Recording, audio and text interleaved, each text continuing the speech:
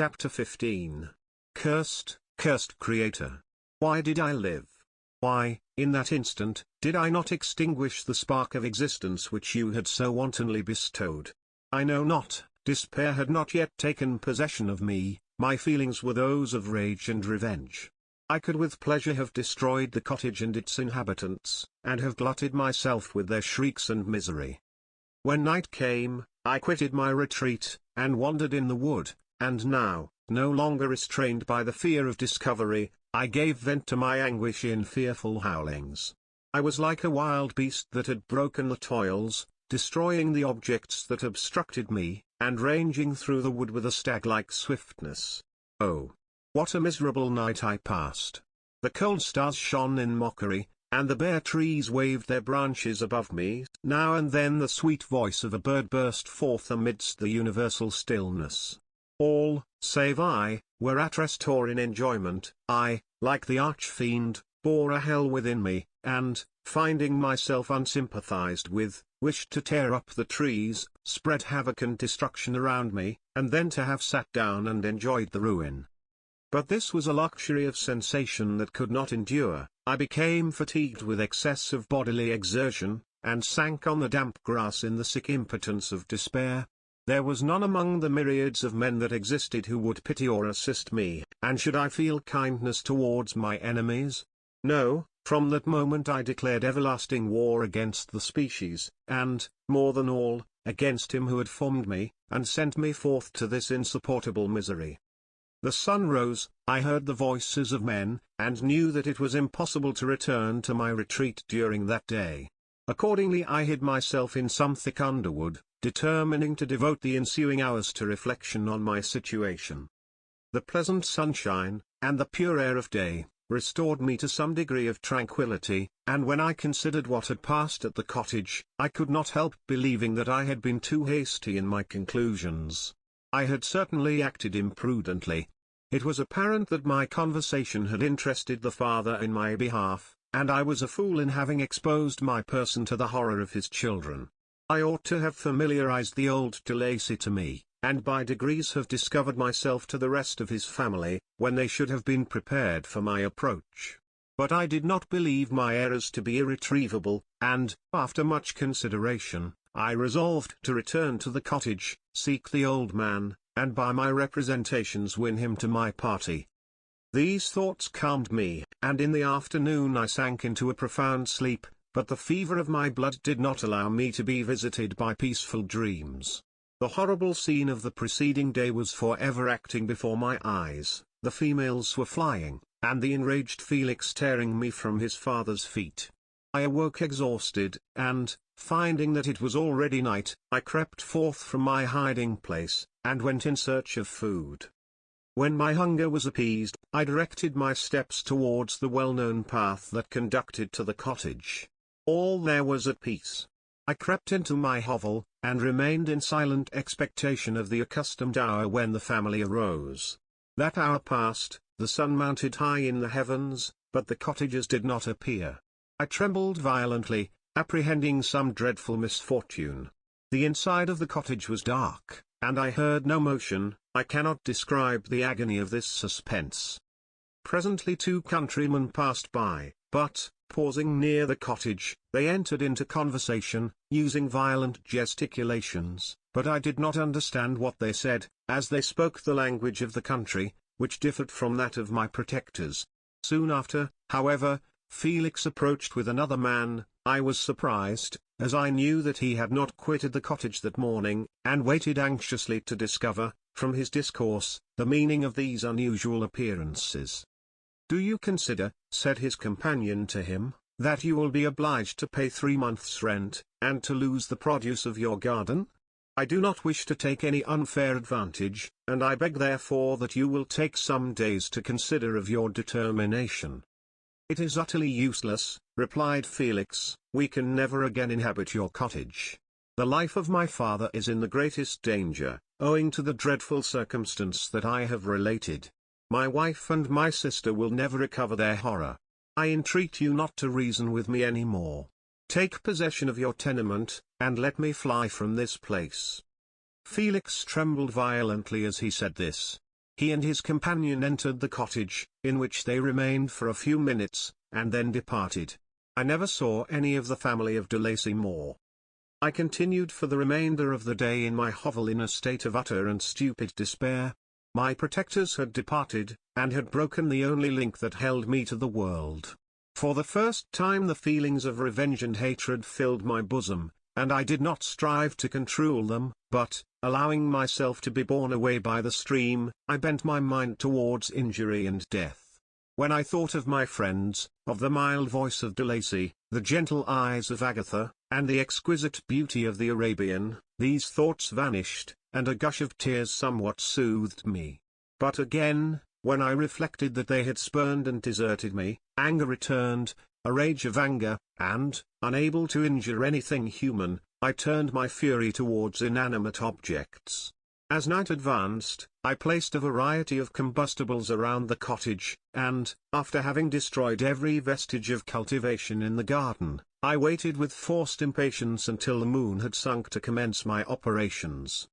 As the night advanced, a fierce wind arose from the woods, and quickly dispersed the clouds that had loitered in the heavens. The blast tore along like a mighty avalanche, and produced a kind of insanity in my spirits, that burst all bounds of reason and reflection. I lighted the dry branch of a tree, and danced with fury around the devoted cottage, my eyes still fixed on the western horizon, the edge of which the moon nearly touched. A part of its orb was at length hid, and I waved my brand, it sunk, and, with a loud scream, I fired the straw, and heath, and bushes, which I had collected.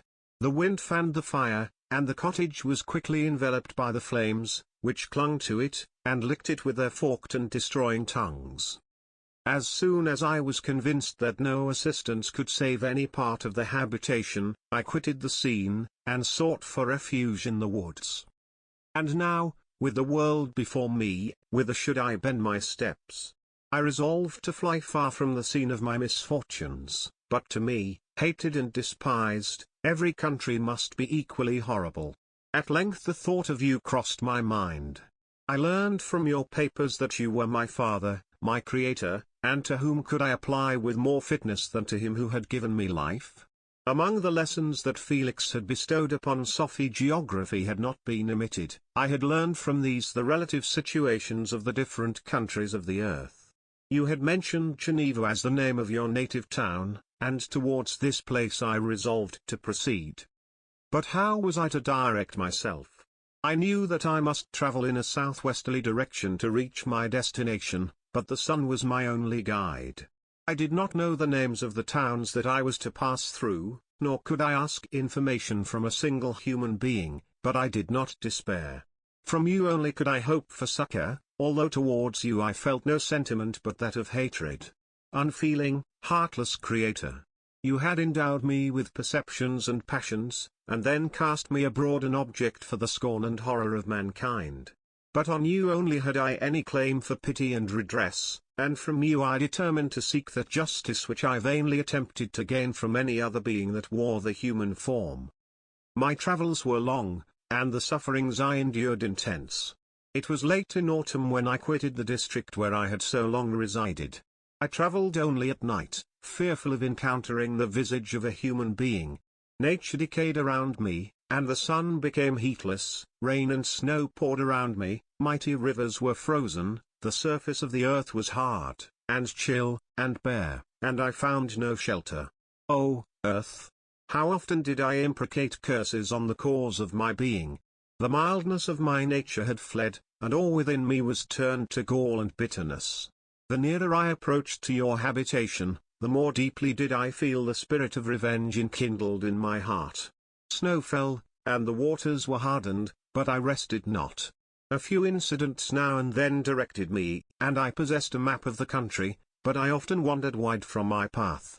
The agony of my feelings allowed me no respite, no incident occurred from which my rage and misery could not extract its food, but a circumstance that happened when I arrived on the confines of Switzerland, when the sun had recovered its warmth, and the earth again began to look green, confirmed in an especial manner the bitterness and horror of my feelings. I generally rested during the day, and travelled only when I was secured by night from the view of man. One morning, however, finding that my path lay through a deep wood, I ventured to continue my journey after the sun had risen. The day, which was one of the first of spring, cheered even me by the loveliness of its sunshine and the balminess of the air. I felt emotions of gentleness and pleasure, that had long appeared dead, revive within me. Half surprised by the novelty of these sensations, I allowed myself to be borne away by them, and, forgetting my solitude and deformity, dared to be happy. Soft tears again bedewed my cheeks, and I even raised my humid eyes with thankfulness towards the blessed sun which bestowed such joy upon me. I continued to wind among the paths of the wood, until I came to its boundary, which was skirted by a deep and rapid river, into which many of the trees bent their branches, now budding with the fresh spring. Here I paused, not exactly knowing what path to pursue, when I heard the sound of voices, that induced me to conceal myself under the shade of a cypress.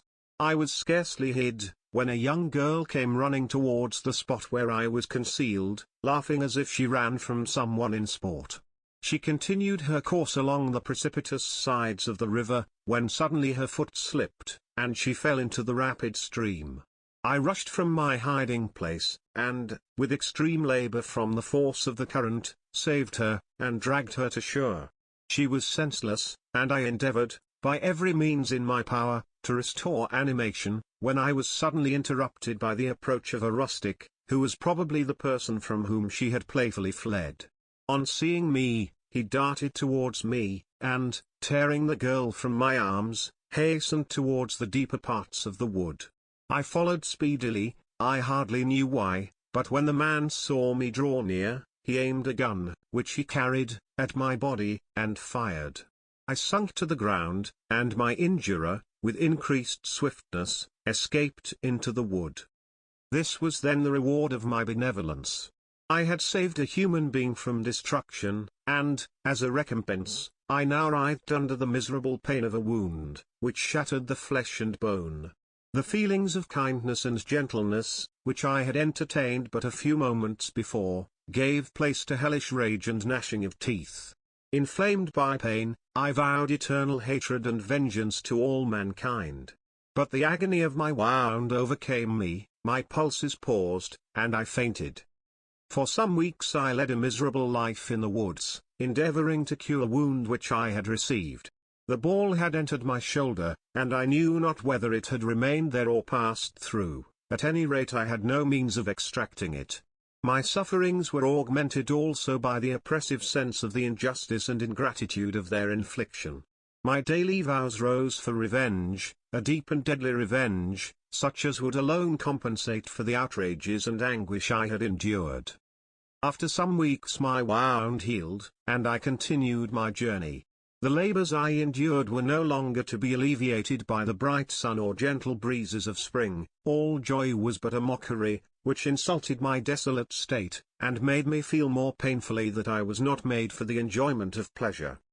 But my toils now drew near a close, and, 2 months from this time, I reached the environs of Geneva. It was evening when I arrived, and I retired to a hiding place among the fields that surround it, to meditate in what manner I should apply to you. I was oppressed by fatigue and hunger, and far too unhappy to enjoy the gentle breezes of evening, or the prospect of the sun setting behind the stupendous mountains of Jura. At this time a slight sleep relieved me from the pain of reflection, which was disturbed by the approach of a beautiful child, who came running into the recess I had chosen with all the sportiveness of infancy. Suddenly, as I gazed on him, an idea seized me, that this little creature was unprejudiced, and had lived too short a time to have imbibed her horror of deformity. If, therefore, I could seize him, and educate him as my companion and friend, I should not be so desolate in this peopled earth. Urged by this impulse, I seized on the boy as he passed, and drew him towards me. As soon as he beheld my form, he placed his hands before his eyes, and uttered a shrill scream. I drew his hand forcibly from his face, and said, "Child, what is the meaning of this? I do not intend to hurt you, listen to me."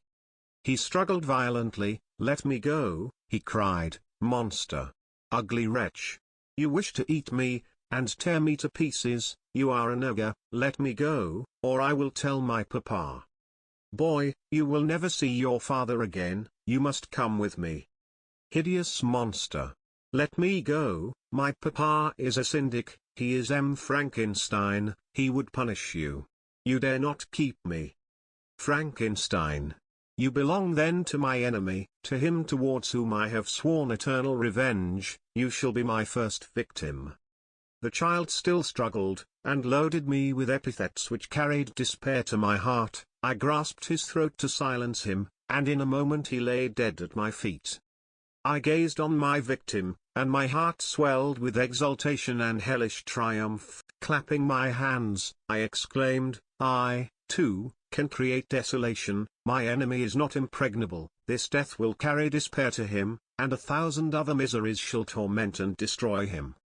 As I fixed my eyes on the child, I saw something glittering on his breast. I took it was a portrait of a most lovely woman. In spite of my malignity, it softened and attracted me. For a few moments I gazed with delight on her dark eyes, fringed by deep lashes, and her lovely lips, but presently my rage returned. I remembered that I was forever deprived of the delights that such beautiful creatures could bestow, and that she whose resemblance I contemplated would, in regarding me, have changed that air of divine benignity to one expressive of disgust and affright. Can you wonder that such thoughts transported me with rage?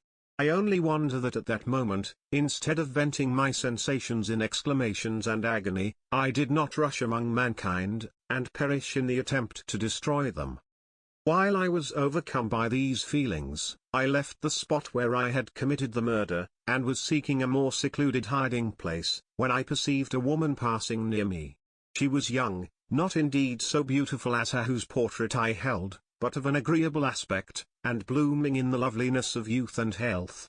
Here, I thought, is one of those whose smiles are bestowed on all but me. She shall not escape. Thanks to the lessons of Felix, and the sanguinary laws of man, I have learned how to work mischief. I approached her unperceived, and placed the portrait securely in one of the folds of her dress. For some days I haunted the spot where these scenes had taken place, sometimes wishing to see you, sometimes resolved to quit the world and its miseries forever. At length I wandered towards these mountains, and have ranged through their immense recesses, consumed by a burning passion which you alone can gratify. We may not part until you have promised to comply with my requisition. I am alone, and miserable. Man will not associate with me, but one as deformed and horrible as myself would not deny herself to me. My companion must be of the same species, and have the same defects. This being you must create.